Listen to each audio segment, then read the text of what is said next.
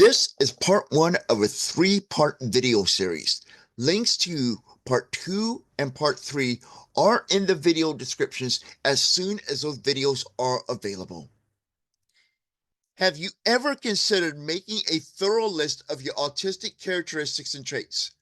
Today, in part one of a three-part series, I will share 19 items from my thorough list of 57 autistic characteristics and traits of mine, including many stems and sensory sensitivities, as well as why you should make a similar list and how it can benefit and serve you. Let's get started.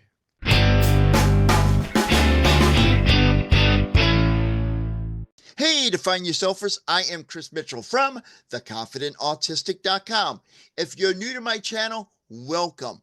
I am an autistic adult, late diagnosed, an advocate for autistic adults, and a digital creator empowering other autistic adults and the entire world to embrace autism.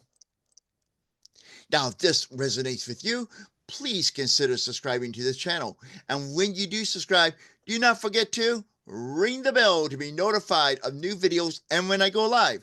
Now, I customarily or traditionally go live many Thursday evenings at 7 p.m. Central Time here in the great US of A.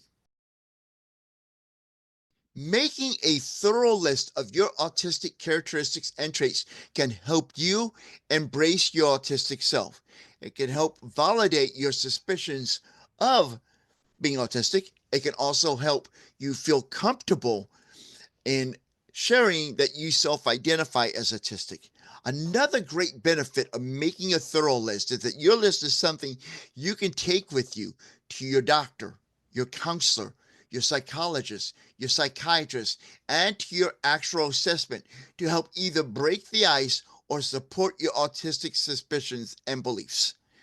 And this is really cool because when you go to the doctor, counselor, or whoever, and you finally have the courage, and I'm not knocking anyone, it takes a lot of courage to do this, to say to somebody in the medical profession, I think I'm autistic. I suspect I am autistic. Whatever. Don't be surprised that the person asks you, and why do you suspect that? Why do you believe that?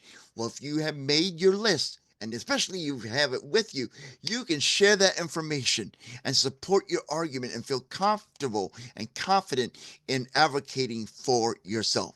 This is also a great thing to have with you or nearby you for your assessment. Whether you do an assessment by they sending you home a whole bunch of papers you have to fill out before you meet the psychiatrist or psychologist, whoever's doing the evaluation, or you just go to the meeting with the person for a interview style evaluation, you will have this list and you're less likely to forget something really important because you may be anxious during the interview, during the evaluation. So this gets you prepared for that moment in your life. Now, I shared my entire list of my autistic characteristics and traits with my counselor and the psychologist who assessed me for autism. I gotta tell you, it made it an easier conversation for me. Because I emailed it to my counselor, then we talked about it instead of me bringing it up. And that was more in my comfort level. So that made it an easier conversation for me. And I believe it helped me receive an accurate assessment because I provided that list to the psychologist who was evaluating me at our initial intake session that we did. Number one, CRS. I was born with CRS, which is congenital rubella syndrome. And it has been reported that people who are born with CRS are 200 times more likely to also be born with autism than the general population. I was late to learn to speak, and I had a severe speech impediment that was so bad that I had to go to speech therapy. Actually, we had a speech therapist come to my house before I even started preschool. And I didn't start talking to sometime after the age of 2. It took me a long time, longer than most kids, to learn how to ride a bike and to even tie my own shoes. I was still struggling with this in like kindergarten, first grade, which is, I think, a little bit late for most children. I was labeled emotionally disturbed during my grade school years and junior high and high school years, and by administration at all the schools I've attended. And part of being emotionally disturbed, I was a very stubborn and defiant child. And I threw temper tantrums way beyond high school. Not, well, I'm not really ashamed of it, but it's not something I'm going to put on a job resume either. I was diagnosed with ADHD. This was diagnosed actually somewhat later in life. It was suspected. I did not get it in my childhood. I got it in college, that diagnosis. And there were some reasons I did not get it in my childhood, although it was suspected. And because at the time in my childhood, it was, I mean, that's a mental health issue. And there was a lot of stigma about mental health. And my dad was opposed to any of us seeing a psychiatrist or psychologist or having any mental health diagnoses. So I did not receive that until I was in college. Now, speaking of mental health, I was admitted not once, twice, not even three times, not even four, five, or six, not even seven or eight, not even nine times or 10. I was admitted 11 times to psychiatric hospitals. Mainly, I was being admitted for depression, and there was some, and this is a trigger warning, suicidal ideations. I also have always battled with depression in my life. Now that actually runs in my family. On my dad's side, the family, I highly suspect my dad struggled with depression. He's no longer with us, and we know for sure my paternal grandmother struggled with very severe depression, and I often get depressed. Now, I don't come across depressed in these videos, and I'll explain why in a little bit. But yes, I do battle depression. I also battle anxiety, and this is very common in the autistic community, from my understanding. And I've had anxiety problems since I was a little child. I experience physical pain from stress and anxiety. Now, where I have the pain is above my stomach, kind of in my right at the base of my rib cage, and it's like a burning, nagging sensation that there. And it's very uncomfortable, and it occurs whenever I'm anxious or having a lot of stress in my life. I've always had poor posture throughout my life. I often walk on my tiptoes, and I think that's kind of a metaphor. I don't really walk on the very tip of my toes, but I kind of, put all my weight on the part of my toe, on the underside of my toe, and don't really put the rest of my feet on the ground. I struggle with paying attention and staying focused. Initially, I thought, well, this is something more ADHD, which I am on that as well. I have ADHD and autism, so technically, I'm an AUDHDer, or DHDer. But this is not uncommon in the autistic community. It's probably one of those overlap things where I do struggle with paying attention and staying focused, especially if whatever I'm involved in, like in school, there's some subjects I had no interest in, and my grades reflected that, by the way. I am impatient and impulsive. Now, the reason I'm impatient, I think I know the reason for this. Obviously, these are traits that are common in autism, but you know, when you see someone on TV and they say, "Oh, will you get me something to eat?" Within 3 seconds, the food's there.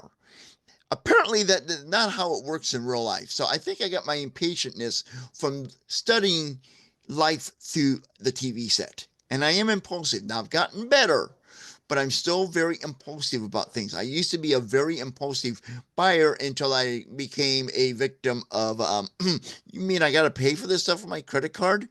That really kind of toned that down and all. But I can still be very impulsive, especially in buying and some decision making. I'm somewhat impulsive, but more often than not, I am a person that takes a lot of time to make a decision. If you ever watched the original first three seasons of The MASH, I can kind of be a Henry Blake at times when it comes to decision making. I have many stimming activities, and stimming is self regulation or stimulation activities that autistic people do. I participate in chewing. Now, I preferred when I was a kid, I chewed on my fingers a lot. I would chew on the like palm or ball of my hand right over here a lot where I I mean it's kind of worn down too, by the way. It kind of feels the skin feels weird. But I would chew on that. And I would put things in my mouth to chew on that have no business being in my mouth. Okay. So I am a chewer. I'm also a scratcher. I'm the type of person that if my skin now I gotten used to the hair on my skin. When a kid, you don't have hair on your skin, especially if you're a boy. But well, I guess it's true for a girl too. But I'm a type of person, if my skin is not completely flat, I'll pick at it. Any little scab, pimple, whatever, I'll pick at it. I had a bad sunburn. Really, this was okay. Trigger warning: this is a little bit gross, but I've had a sunburn, and I used to, and I was younger, did not have this much hair on my arm, would pull up and see how big of a piece of skin I could pull up one time. Then I would chew on it. Okay, going back to the chewing thing. And I do that. And when I do scratch and pull off a scab, I tend to chew on it too. And I chew on skin a lot. Yeah, I know it's gross. Okay, I'll admit it. Okay, but I do scratch, and you can't see it on the camera. I'm not going to try to lift them up. My legs are like wrapped in bandages because I've scratched so much. Excuse me. I've dug holes into my legs from scratching. And now, another thing that I am doing is I have here a needle ball, and I'm looking for something here on my desk. And there it is. Okay. I have a needle ball, and I use this a lot. I like to bounce it back and forth and all. And I take it places with me because it helps me with my anxiety and stress. And it's one of the ways I stim to help self-regulate my emotions. I also have a fidget spinner. Love these things, okay? And I love fidgeting with them. Now, I don't take this everywhere because these are primarily metal and they've had a history of me spinning it and it flying out of my hand. I don't like taking it places because I don't want to hurt anyone and I don't want to break anything. I don't want to get sued and I don't want a really expensive bill. So I play with the fidget spinner at home. And one of the cool things I like about my fidget spinner, now you're not going to see it on camera, but I could spin this, and because of the way it's designed, it has blue on the outside, a little gray on there, and black. When it spins real fast, you can see these like little lines going around. And I just get so fascinated with that. I'm always in motion. You can't see it on camera all the time. Most of it below the camera waist, but I'm always moving around. My legs are moving around. Sometimes you see me swivel like this on the camera in my swivel chair. I'm always moving around. I'm always in motion. If I'm not in motion, I'm sleeping, okay? Or I'm dead. Let's just hope I'm sleeping. And one of my fidgets or stims I liked doing, and notice the past tense here, is pacing. That one drove my wife up a wall. Then, while we were engaged, I survived an incomplete spinal cord injury, so I'm not able to walk without the use of mobility equipment. So I can't pace as much as I used to, and that really drives me up a wall. The first few months I couldn't pace it, like I couldn't stim. I had to find other ways to stim. But I used to pace all the time, and it drove my wife up a wall. Now, the benefit of pacing for me is this: I was a lot less heavy because I was pacing all the time and walking and burning off all the food I ate. Now, those are not my only stims. I also participate in or engage in verbal stimming. Now, I like to make some strange noises with my mouth. I'm not going to do all of them on here. I tried this earlier. Excuse me, the microphone does not pick up all of them, but I like to make farting sounds with my noise, with my wife, with my mouth. I knew what I'm talking about with my mouth. And I know women are gonna think that's gross. Guys are gonna think, hey, that's kind of cool. And I like to make a turn signal sound like I don't know if the mic picked that up or not, but I like to make it, that kind of noise and other kind of weird noises with my mouth. I also do some echolalia, which is repeating phrases that I've heard.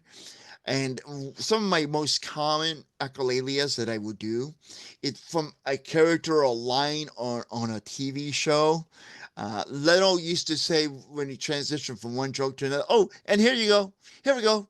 Yep, I would do that, and so I would do some echolalia. And sometimes when I'm watching a commercial, I will repeat back the words that are said in the commercial, or repeat back the phone numbers, and some of the catchphrases. I love those, like "call now while the rates are low," which you don't hear today.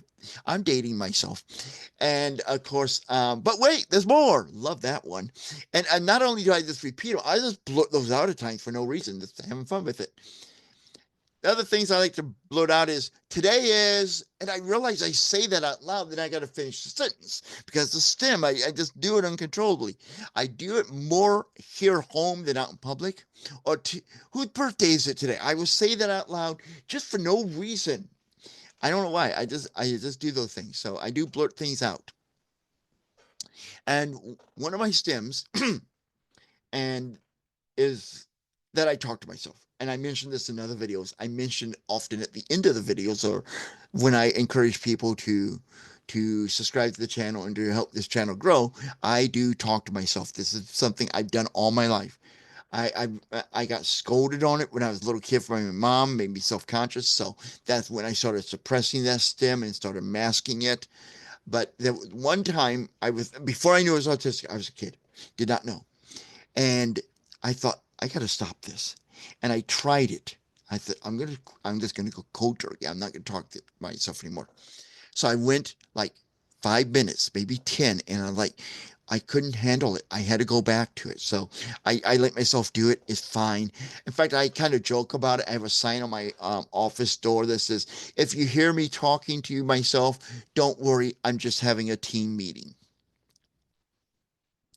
Now, I do try to suppress my stems when I'm not alone. Now, I kind of mentioned this a little bit earlier, but yeah, I do. Especially talking to myself, the echolalia, the verbal stems, I really try to suppress the chewing and the scratching that I do.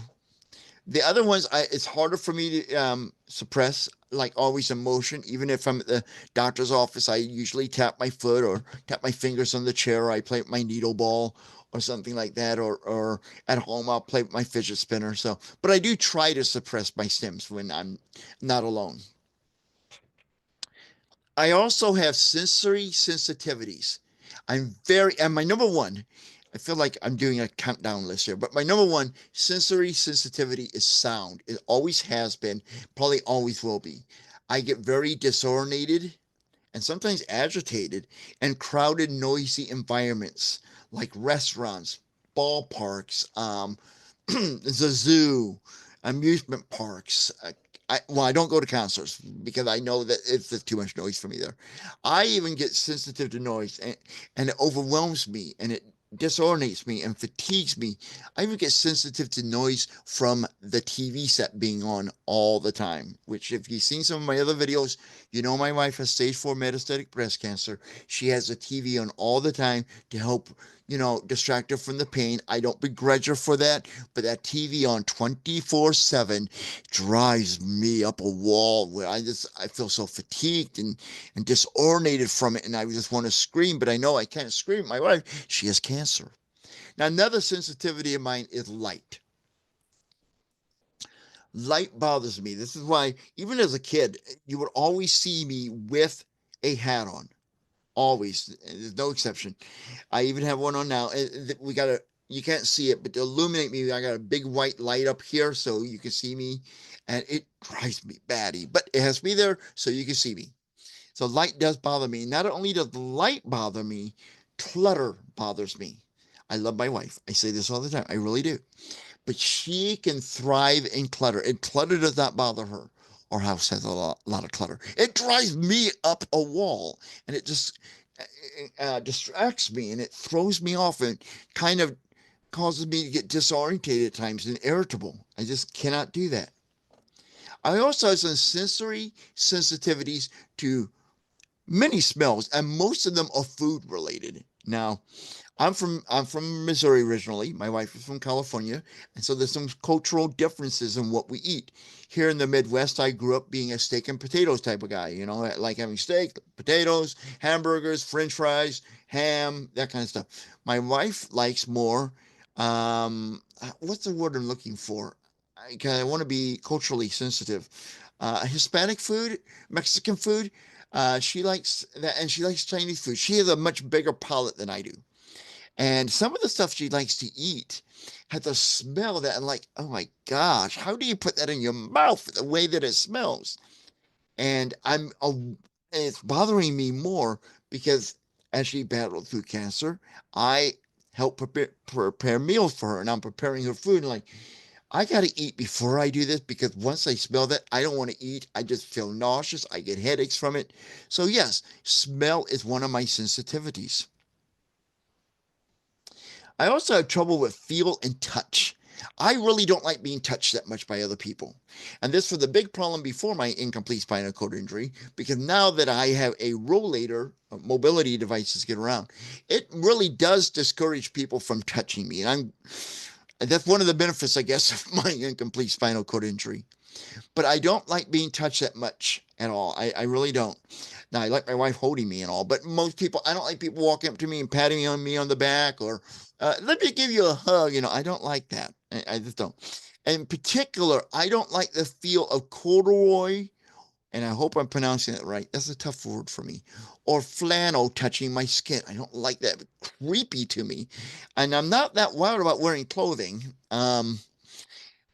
These videos I got to put a shirt on, but normally during the day when I'm in the office, I go without a shirt.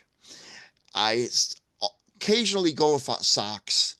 And if I could have my way, I would go au natural in the house, but I live with other people and they don't really appreciate that. So, uh, yeah, I do have a sensitivities to feeling and touch, and clothing is one of them.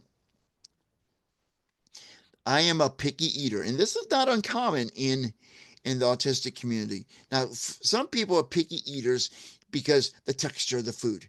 Texture of the food does not really bother me that much.